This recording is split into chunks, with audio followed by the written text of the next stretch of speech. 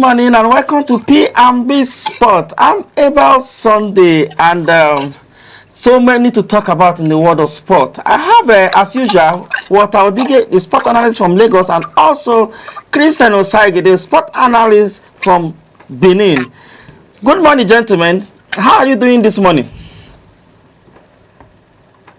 Good morning. I'm doing very, very well. I'm doing very good this morning. Walter, you are very calm this morning. I hope someone has not given you something. Not at all. I'm calm because I'm happy. The happy man is a calm man. Oh, you are out for Christian. Chris, good morning. And what happened to you yesterday?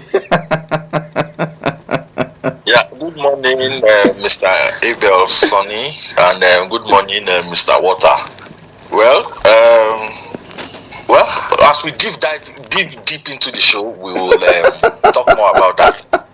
I probably bring you guys back today because you remember when we talked about the Champions League. Let's kickstart the conversation with the Champions League last week. You know, before the game started on Wednesday, we're talking about this morning. Yes, we're talking about how Real Madrid, or rather Man City, will outplay Real Madrid, and Walter said he can bet with his life that will not happen this time. But and you said,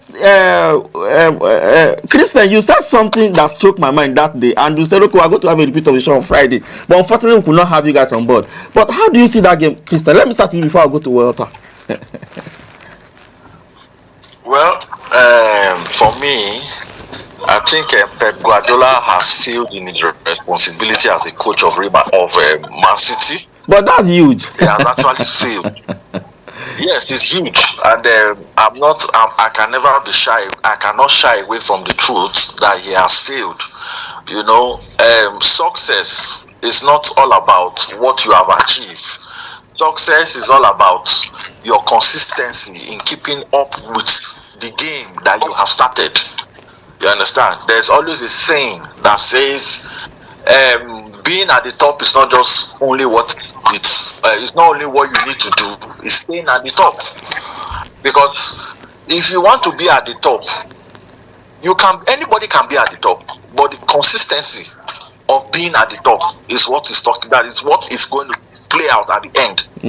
Let's look at the lives of Leicester City, struggling every season now. But remember 2016, or is it 2016 or 2014? I can't remember.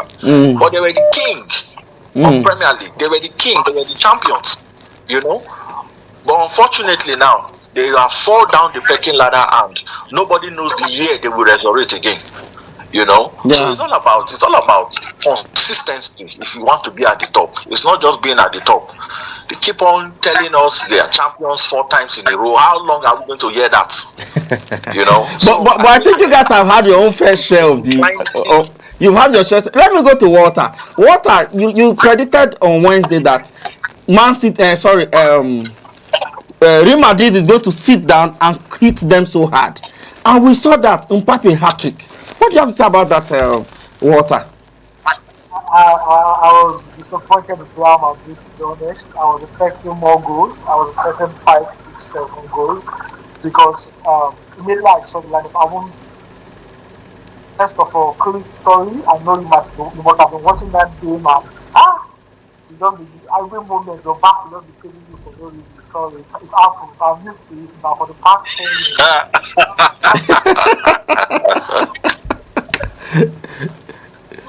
That's the life I've been living for the past 10 years. So I know when your team suddenly just goes bad, it's kind of rude awakening, and it's terrible. It's really terrible. Terrible. As I was saying about the game, even I saw the lineup, just like yesterday, and I saw that there was not going to be Alan. I know that there's no chance for City. Yeah, because I've come to realize in recent weeks the importance of Alan in that Manchester City team. Because before we used to say, oh, they used to walk ball for him, this and that. But this season, the rest of the players haven't lived up to their level.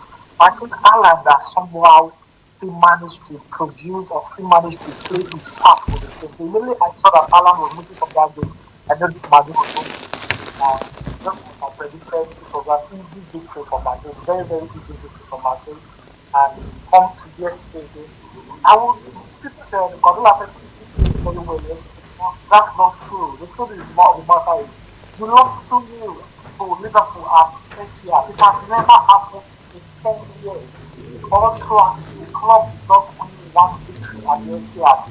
So don't say you play better. No, the signs of the fact that you cannot get a result even at the Etihad, and I think City will carry in both leagues, but hopefully bring Alan back and they will start, firing.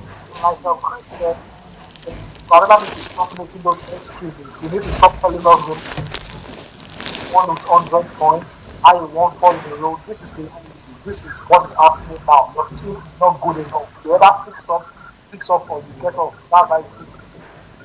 But what is the way out And for? another thing again.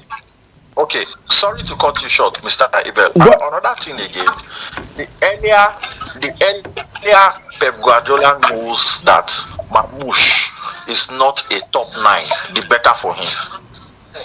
The earlier he knows that Mamouche is not a top 9, the better for him. He played out yesterday against Real Madrid. The guys were playing, but there was no finisher. There was no finisher yesterday's game against Liverpool. There was no finisher. So the earlier he knows that Mamouche is not a top 9, the better for him. Mamouche is, for me,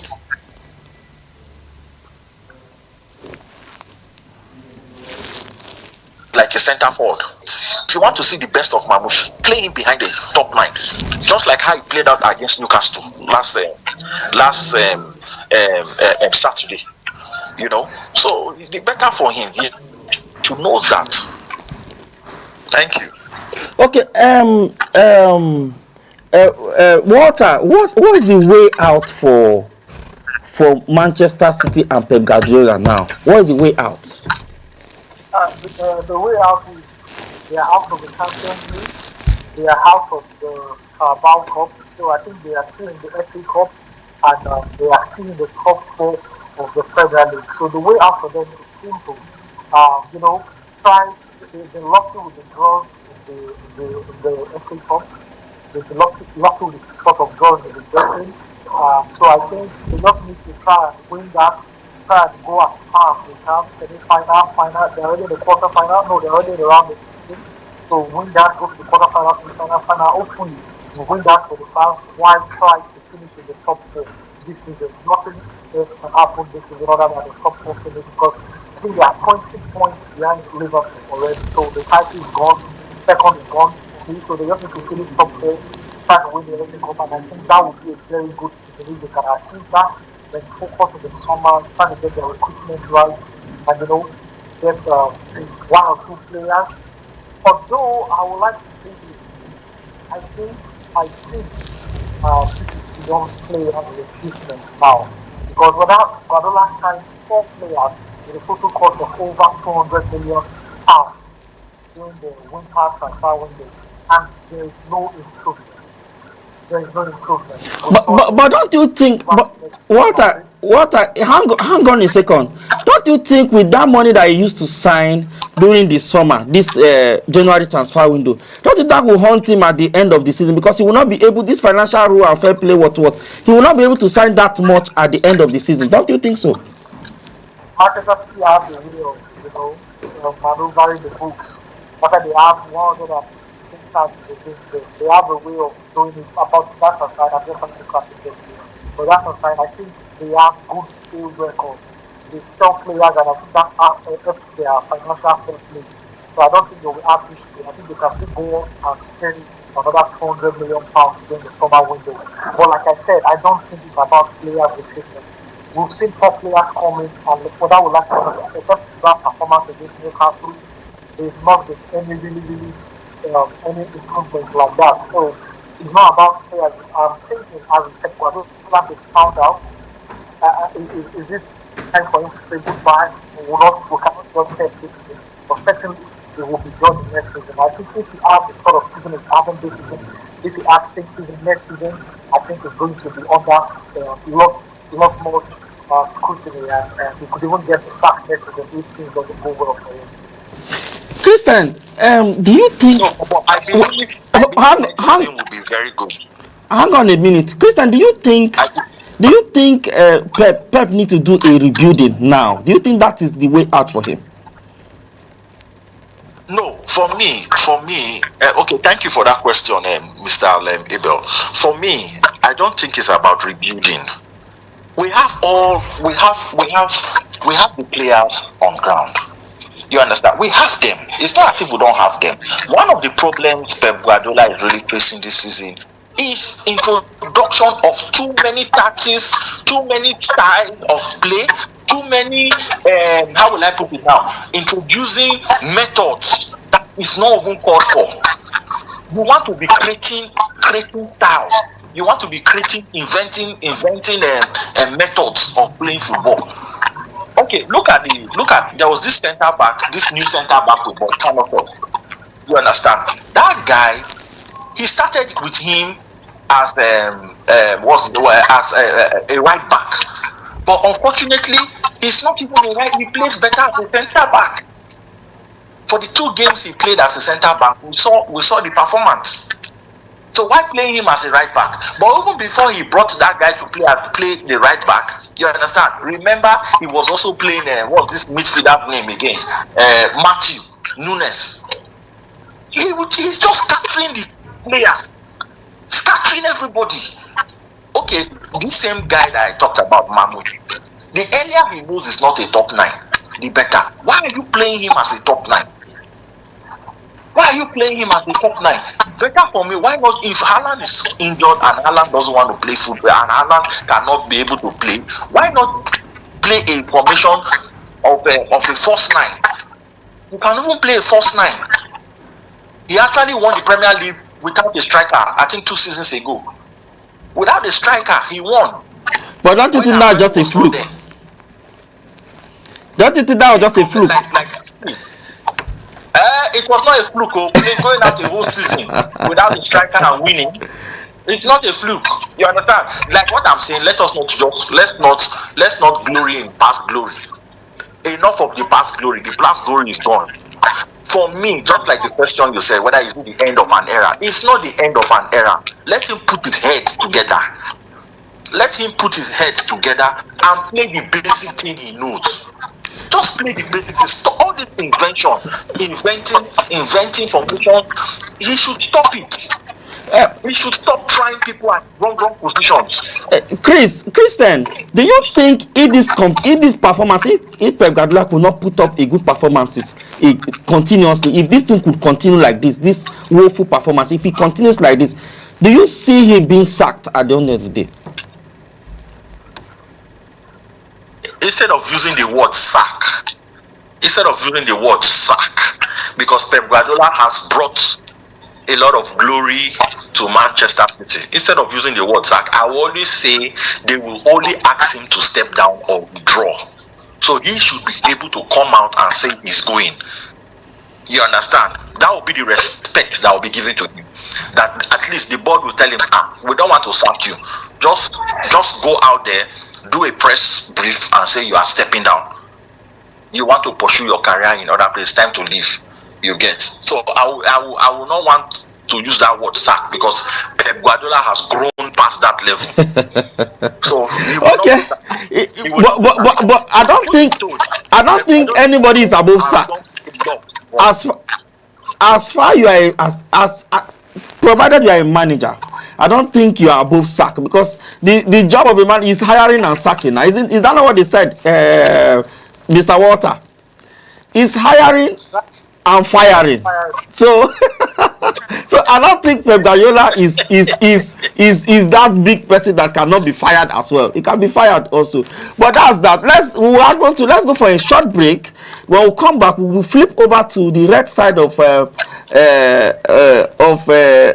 Manchester. And I know that, of course, Christian is ready to fire this time around. Christian is ready to fire. You have your full, you are ready to fire. We'll flip to the red side of Manchester. Let's go on a short break. Don't go anywhere.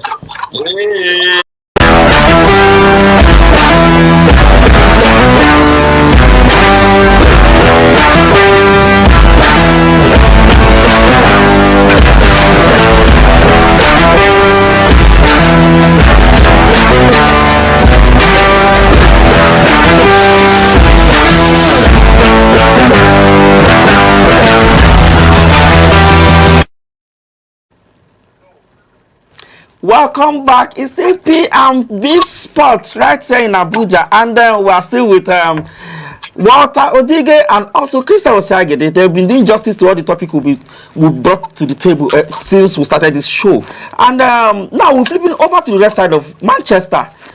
Let me start with Walter. Maybe we'll put a difference before Christian will now how to fire from the other side. Walter, yesterday, do you think, sorry, on Saturday, do you think you could see a trace of Ruben? Yes, Ruben. Could you see this? You could see a trace of Ruben in that Manchester team, or his how I call it, his philosophy? Why did they leave it too late? Come back and the last controversial penalty that David Moyes is in fact is screaming about, that there's a pool there, it should be a penalty. How can you explain Manchester United game so far? Okay, before I answer your question, let me just tell you the difference between me and Chris and you. The difference between me and Chris is just like I am that woman whose wedding, whose marriage is having issue. The woman has accepted that this marriage no problem.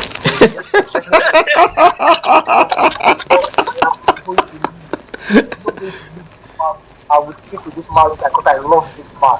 That is where I am right now. But Chris is that person that there's an obvious problem, but he doesn't want to grill. He still believes that they will still win.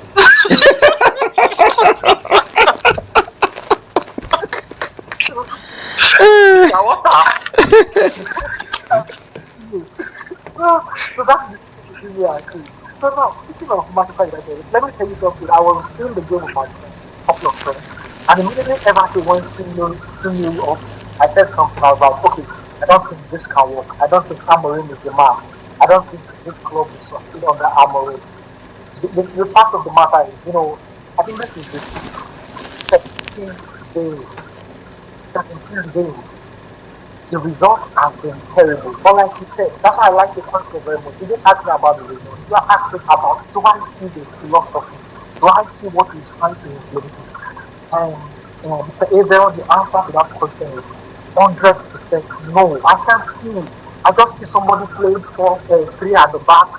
This team does send players. The players, they don't grasp what he's trying to teach them. It's very difficult. After one poor performance, then followed by next poor performance, followed by this, followed by that. He said he left it late. No, Everton just slept in the second half. Bruno Fernandes scored a magnificent free kick, and there was United realized they could play football and they got the draw. And as for the last minute penalty, for me that's a penalty. Actually, I think it was a reason why the penalty wasn't taken. The way he died, the way it became too it became too dramatic. But aside that, it was pulled by both defenders, both Maguire and the likes held his strength, and I think that's a penalty. But like you said, Manchester United, I don't know. Amorim have come out to say, let's just survive this season. Let's just survive this season. We will start again in the summer. But the main question now everybody should be asking is Manchester United ready to trust £200 million on this man's hands? Remembering that this man has his own style of play. If you trust that money on his hand and it does not work out, trust me, it's going to be a big problem, because now you are making a bigger problem for the next manager that will take over, because Amorim is definitely going to sign players that will switch his style of play, which I don't see working out at Manchester United. But he has come out with a different times that when a person is sporting, it wasn't working out, it was one problem, it was similar issues with Mali. But look at the way we study it. Let's hope we can do that. But for me right now, I don't like you. I don't even know what I'm watching. I only watch Manchester United because I love football. I can watch any match. So it's not because I'm watching my club play. Just watching football. Okay, let's move to Christian. Christian, you saw the game on Saturday. Sorry. What do you make out of it? Well, for me, just like what Mr. Walter has said, the manager has a lot of questions to answer because he's not actually performing to expectations. Manchester United is one of the greatest clubs in England. During the era of Sir Alex Ferguson, you know, when you call Manchester United, you know you are calling a very big club in England. It's not a club you go and then battle with and you think you can just get it easy like that. You know, for me, the problem of Manchester United is not even the coach. I think the body has a problem right now. You get, because right from when Sir Alex Ferguson left that club till today, they've not gotten it right. Till today, changing of different managers. David Moyes even came, that one came, you know, so many managers. They've been trying to get it right. So, but I'm really not even going to pick out on the manager right now, which is Amori right now. But I think the board really needs expected of them. You understand? They really need to. They really need to. If you look at the game yesterday, I'm often asking my own question: why did you allow Rashford to leave that club? You see what Rashford is right now doing in Aston Villa? Yes, yeah. Is it that the Manchester United have lost faith on Rashford? That is another question. And right now, even in Manchester United, I'm not seeing that good replacement. I've not seen that good replacement from the left wing. I've not seen. So why do you let that man go? You know? Rashford is on loan to Aston Villa. It's not that he's gone. He's on loan, and it's because of the issue they are having between him and the manager. I think that's the reason why. My question, sorry to cut you short. Why loan out a player when you don't have a solution? But he's not playing. I think that's the wise thing to do, because he's not, and they don't want to interfere with the coaching decision. He's not playing. He's on the bench, and I think Walter will help with this question. He's not playing. He's on the bench. What do you have the board do? I don't know. I don't really know. Okay, so can I come in? Yeah, come in. I don't know if you can remember during one, because I know we talked about Manchester United several times on this show. If you can remember, during one Slovenian one, I said exactly what Chris just said today. I said, I can't blame the manager. I have gotten to a point where I can't blame the manager, I can't blame the players, because it's no more fun. It is so on the board. It is solely on the board, because those board, they are terrible. They are extremely beyond terrible. Whatever is wrong with the club on the pitch, I think the problem is from upstairs. So when the edge is not correct, the body suffers. So that's what is happening at Manchester United currently. So now, let me elaborate on that. Anthony has gone to Real Betis on fire every match. McTominay is a god in our food. Rashford doing excellently well. Wan-Bissaka doing very well. Name them, the players that have left United, they've gone on to show that. Even Sancho in Chelsea. Yeah. Yes, he was performing. So now they've gone on to show that I'm not the problem. This club, there is something dysfunctional about this football club. Let me tell you part of the things that is dysfunctional. What football club? Okay, Kenan, the previous manager, played a system. Kenan was supported in 4 transfer windows to sign players that help play the system. Now, you sack Eric Kenan, you are going for another manager. Why didn't you go for a manager that will be able to use the players that Eric Kenan got, that still came through in the internal system? Why don't you sign a similar manager? Now you went for a manager that totally plays a different pattern. A different pattern of football. A different pattern of what these players know. And guess what? You did that when you know that you don't have money to sign players for this manager. Exactly. You've set him up to fail. You have just hit the nail on the point. You have just hit the nail on the point. Them up to fail. Because now you don't have money. You can't even get loan deal to setting up to fail. So that's what happened. Now you talk about Marcus Rashford. They can be two truths can coexist. That's the fact. Now Rashford wasn't playing. I get here Mr. Eder said Rashford wasn't playing. He wanted to go. The coach said, okay, I'm not going to use him, he can go. But now, if you are letting Marcus Rashford go, A player of Marcus Rashford's quality, if you are letting him go, you are definitely going to bring a replacement. No replacement. That is exactly what I'm saying. Rashford is one of the better Nothing. players. Rashford is the best player in that Manchester United attack. Right now, him and Bruno Fernandes. If you are letting him go, you bring a replacement because Rashford has about 8 goals, 8 assists a year. So we need to bring someone that can replace those numbers, which the board has failed tremendously. You also let Anthony go. No replacement. You made the team, you made the squad thinner because So porous. you let players go and you've not got a replacement. So for me, I cannot blame. I have come to that point, but I also want to command you. And like I said earlier, for fun. I just watch it because I love football. It's the same way I watch Arsenal match. Okay. It's the same way I watch those other games that I watch my club right now play. So that's just the truth of the matter. The truth of the matter is the board is, and I can't blame the players anymore because I've seen others. Anthony was, see, if somebody tell me, you know what they say Jesus Christ, when they told that Jesus Christ was born in Bethlehem, they said, can anything good come out from Galilee? That was Anthony's. I didn't expect anything good to come out of Anthony. But Anthony has gone to Spain, where he has called, he has assisted, he has won 3 back-to-back. Yeah. But you know he was doing well in Ajax before they brought him to Manchester United. He was doing very well there. Everybody that came to Man United, they're doing where they were before they came. They came and became bad and terrible players.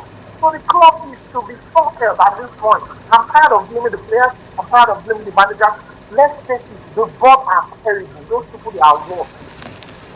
It's a bad one. Okay. It's really a bad one. Okay, let's move away from football now because I think we'll be talking about Manchester United, Man City, Liverpool, and the rest.